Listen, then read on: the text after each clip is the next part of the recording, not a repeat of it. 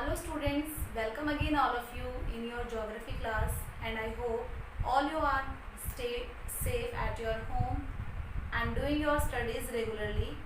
So let's continue new chapter, that is chapter 7, landforms and their evolution. Landforms and उनमें changes, उनमें किस तरह से चेंजेस होते हैं और कौन से एजेंट है जो उनमें चेंजेस लाते हैं, we are going to read in this chapter. So let's continue. What do you mean by landforms? Landform किसे कहा जाता है? Small to medium pieces of earth surface. Earth surface के छोटे और मीडियम जो पीसेस हैं उन्हें हम लैंडफॉर्म्स कहते हैं. एंड जब बहुत सारे लैंडफॉर्म्स हैं वो एक साथ आ जाएंगे और उनको एक साथ हम together they call the landscape, उन्हें लैंडस्केप कहा जाता है. लैंडफॉर्म्स की अपनी शेप होती है, साइज होता है. डिफरेंट जो लैंडफॉर्म है वो डिफरेंट मटेरियल से बने हुए होते हैं. And each landform passes through the 3 stages. और हर लैंडफॉर्म के आपको 3 स्टेज देखने को मिलेंगे. एक होता है यंग, जब वो लैंडफॉर्म है बना है उसके बाद में मैच्योर हो रहा है वो, एंड उसके बाद में वो ओल्ड हो रहा है, उसके बाद में वो पुराना हो रहा है. तो 3 स्टेजेस हमको देखने को मिलेंगी लैंडफॉर्म्स की. एंड जो लैंडफॉर्म होते हैं उनमें चेंज क्यों आ रहा है कि यंग है वो मैच्योर हो रहे हैं, फिर मैच्योर से वो ओल्ड हो रहे हैं? क्योंकि कुछ एजेंट्स हैं जो इनमें चेंजेस लाते हैं, जैसे वाटर है, विंड है, ग्लेशियर है. अगर हम एग्जाम्पल लें ग्लेशियर का, कि ग्लेशियर है जब वो डिसेंड हो रहा है माउंटेन से तो वो कुछ लैंडफॉर्म्स बनाता हुआ जा रहा है एंड उसकी वजह से वो लैंडफॉर्म्स है उनमें चेंजेस आ रहे हैं. नेक्स्ट एग्जांपल, सपोज रिवर है. रिवर जब माउंटेन से निकल रही है तो वो माउंटेन को बीच में से काट देती है और वहाँ पर गॉर्ज बनता है. अब माउंटेन को उसने काट दिया यानी कि माउंटेन चेंज होकर के गॉर्ज बन गया. अब गॉर्ज में फर्दर जब इरोजन हो रहा है, वी शेप वैली बन रही है, फिर वो वी शेप वैली बन गई है. तो ये जो लैंडफॉर्म में चेंजेस लाते हैं कौन? एजेंट लाते हैं, इरोजनल एक्टिविटी करते हैं ये agents. And we are going to read about the different landforms and erosion activity by different agents of erosion. erosion करने वाले जितने भी एजेंट हैं उन्होंने कौन कौन से वो लैंडफॉर्म क्रिएट करते हैं, we are going to read in this chapter. So students, today we are going to read the erosional and depositional activities by river. River कौन कौन से इरोजन करते टाइम लैंडफॉर्म बनाती है एंड जब वो डिपोजिशन करती है तो वो कौन से लैंडफॉर्म बनाती है, आज हम पढ़ेंगे. तो सबसे पहले रिवर है वो इरोजनल एक्टिविटी करती है, देन ट्रांसपोर्टेशन होता है एंड देन लास्ट में डिपोजिशन होता है. सो किन फैक्टर्स पर डिपेंड है इरोजन?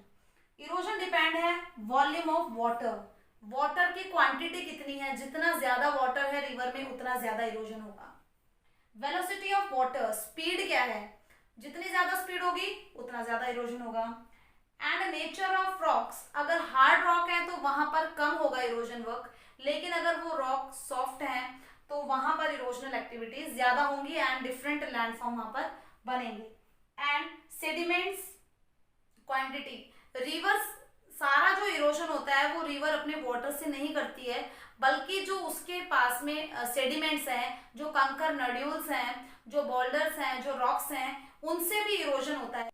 जितना ज्यादा सेडिमेंट्स होंगे, जितने ज्यादा रॉक्स पार्टिकल्स होंगे रिवर में, उतनी ज्यादा इरोजनल एक्टिविटी पॉसिबल हो पाएगी. Next, transportation influence by some factors, that is again velocity of water. Transport मतलब जो इरोजन करा है, इरोजन करने के बाद में जो सेडिमेंट्स है उनको कितना दूर तक लेके जा सकती है कोई भी रिवर है. तो अब वेलोसिटी ऑफ वाटर, अगर वेलोसिटी बहुत तेज स्पीड है तो रिवर के अंदर इतनी कैपेसिटी है कि वो बहुत सारा लोड है, बहुत सारा सेडिमेंट है, वो आगे तक दूर तक बहाकर ले जाए. जो क्वांटिटी है अगर वो भी ज्यादा है तो सेडिमेंट काफी दूर तक ट्रांसपोर्ट किए जा सकते हैं. And size of river load, river load के साइज का मतलब है छोटे रॉक्स हैं, छोटे सेडिमेंट्स हैं तो वो आगे तक जाएंगे, ट्रांसपोर्ट होंगे, लेकिन जो बड़े रॉक्स हैं वो पहले ही डिपॉजिट होना स्टार्ट हो जाएंगे, उनको ज्यादा दूर तक ट्रांसपोर्ट नहीं किया जा सकता. एंड लास्ट में होती है डिपोजिशनल एक्टिविटी, मींस एक पर्टिकुलर टाइम के बाद में स्पीड कम हो जाती है रिवर की और जो सेडिमेंट वो आगे से लेके आ रही है उसको वो डिपॉजिट करना स्टार्ट कर देती है. और ये सारा डिपोजिशन वर्क है, ये जब सी में कोई भी रिवर मर्ज होने वाली होती है उससे पहले ये डिपोजिशनल एक्टिविटी देखने को मिलती है. Now we will read about the landforms made by the river during its young stage, जब यंग स्टेज होती है, जब कोई भी जो रिवर है वो इमर्ज होती है, तो वो वी शेप्ड वैली बनाती है, वाटरफॉल बनाती है, रैपिड्स बनाती है, पोर्ट होल्स बनाती है, प्लंग पूल बनाती है। ये सारे जो लैंडफॉर्म है ये एक रिवर अपने यंग स्टेज में बनाती है, तब वो इमर्ज होती है माउंटेन से।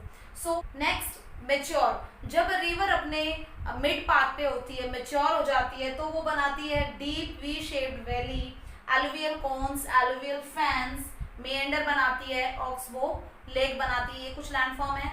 एंड लास्ट में जब वो डिपोजिशनल वर्क करना स्टार्ट कर देती है तो ओल्ड एज में बनाती है, बेडेड स्ट्रीम बनाती है, natural leaves and flood plains, and the last में डेल्टा लैंडफॉर्म की फॉर्मेशन होती है रिवर से। So let's discuss these landform with the help of diagrams. First landform that is made by the river after emerging from the mountain, सबसे पहले जो landform बनती है that is we shaped valley, because इसमें down cutting नहीं हो रही है। जो रिवर है वो डाउन कटिंग नहीं कर रही है बट साइड कटिंग कर रही है, वर्टिकल कटिंग नहीं हो रही है बट क्या हो रहा है, लेटरल कटिंग ज्यादा हो रही है इसमें, तो वी शेप की एक वैली बन जाती है। एंड हम इसको फर्दर क्लासिफाई कर सकते हैं, क्योंकि वी शेप वैली बनने के बाद में अगर साइड कटिंग का इरोजन, साइड इरोजन है वो चलता रहे, तो इस तरह का एक लैंडफॉर्म बन जाता है जिसमें टॉप एंड बॉटम, रॉक्स के टॉप्स एंड बॉटम है वो इक्वल होते हैं।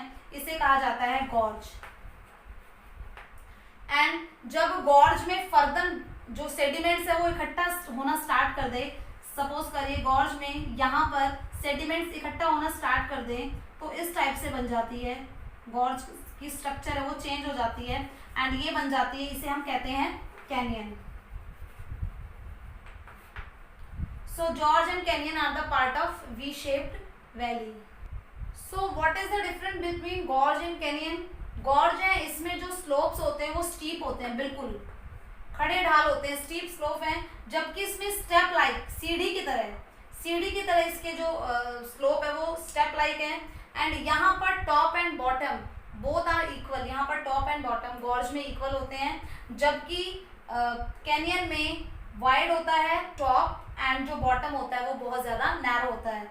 यहाँ पर नैरो है बॉटम और जो टॉप है ये वाइड है, आपको दिख रहा होगा वाइड एंड यहाँ पर narrow. So these are the difference between gorge and canyon. Next landform is waterfall. जब हाइट से कोई भी रिवर गिरती है तो वो बनाती है वाटरफॉल, एंड जब हाइट से रिवर गिर रही है क्योंकि स्पीड ज्यादा है तो यहाँ के जो रॉक्स हैं ये भी टूटना स्टार्ट हो जाते हैं और वाटर है वो इस तरह से सर्कुलर मोशन में घूम करके जो इरोजन एक्टिविटी करता है that is called the plunge pool. तो ये जो स्ट्रक्चर है, ये जो एक होल बन जाता है यहाँ पर, इसे कहा जाता है plunge pool and this is waterfall. When जब हाइट से वाटर गिर रहा है काफी नीचे तक उसे कहा जाता है वाटरफॉल, और जहां पर वो गिर रहा है वहां पर एक वो लैंडफॉर्म बना रहा है जिसे कहते हैं हम प्लंग पूल। वाटरफॉल को हम फर्दर डिवाइड कर सकते हैं on the basis of rocks. Rocks कैसे हैं, सपोज करिए यहाँ पर सॉफ्ट रॉक है and these are hard rock. तो सॉफ्ट रॉक है तो ये जो वाटरफॉल है ये टेम्परेरी वाटरफॉल है, क्योंकि कुछ टाइम बाद है ये सॉफ्ट रॉक है ये खुद इरोड हो जाएंगी और इनके इरोड होने से वाटरफॉल है काफी नीचे आ जाएगा एंड ये परमानेंट नहीं है क्योंकि ये खत्म हो सकता है, स्ट्रक्चर गिर सकता है क्योंकि यहाँ पर सॉफ्ट रॉक है।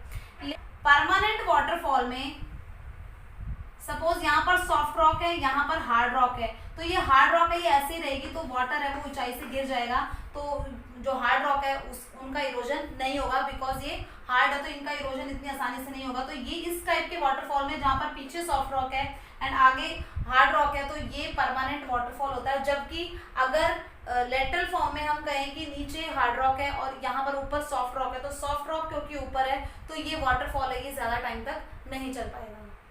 Next landform is rapids.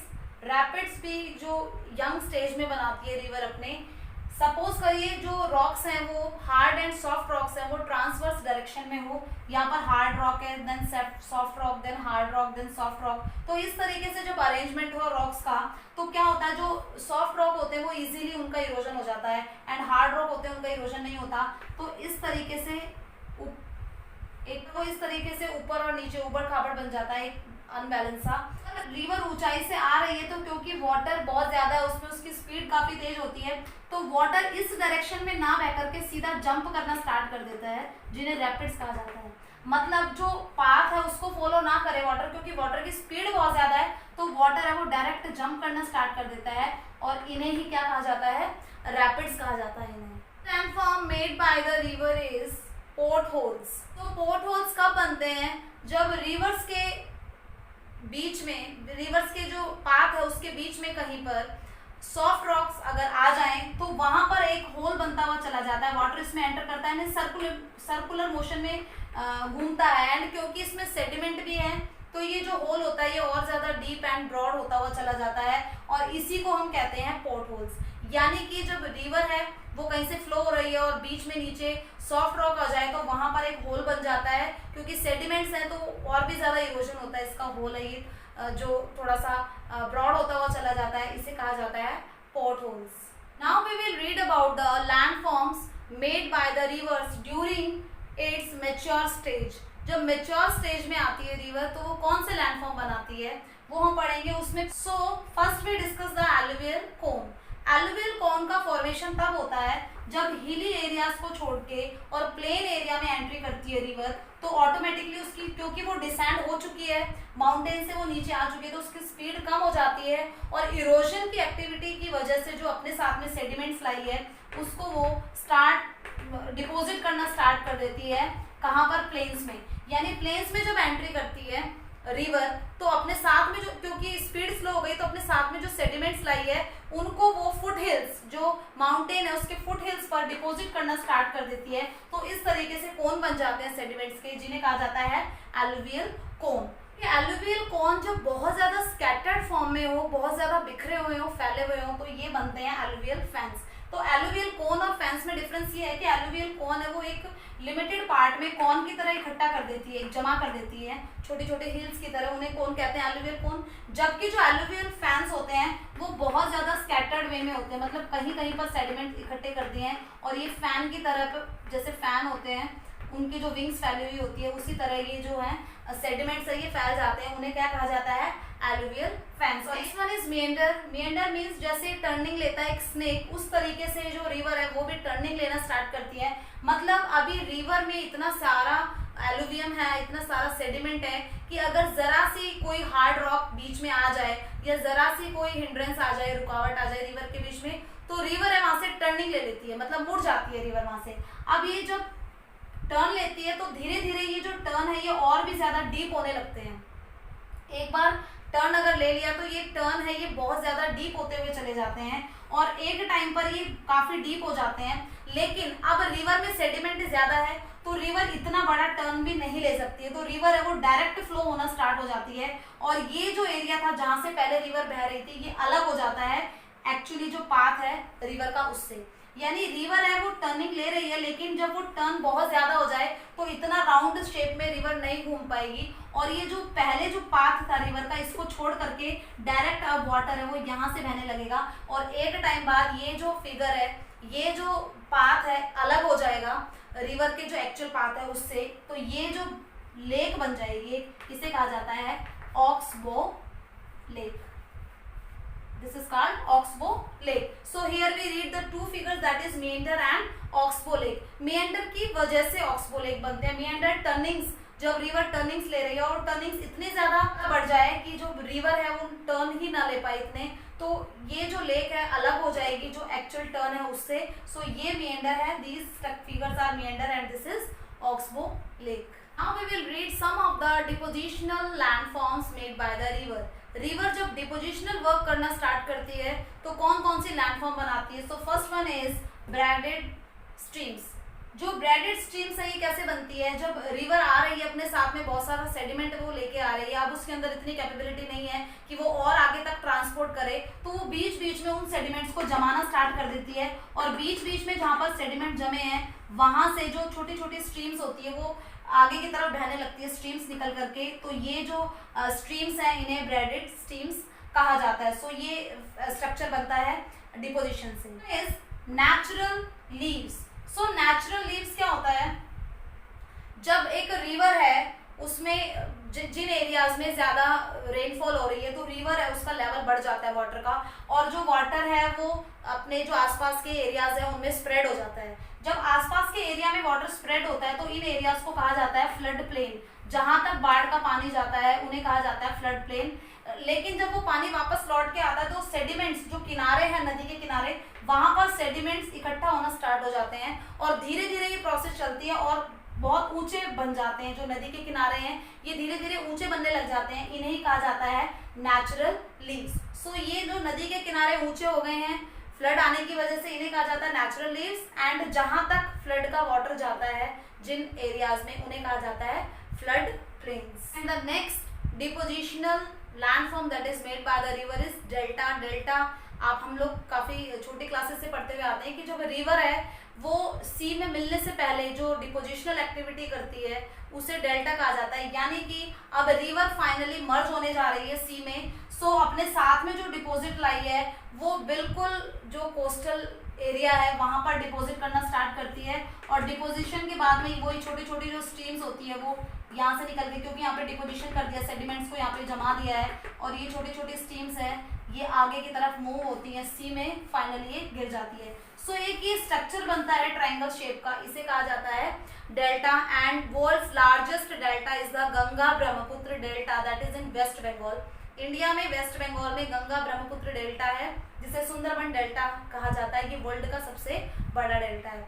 So in this session we read about the erosional and depositional activities of river. I hope all of you understand that. So is this with the help of notes. I hope all of you are doing your work regularly. Be concentrate on your studies. Best of luck for your studies. Obey your parents. Stay at home. Stay safe. Thank you.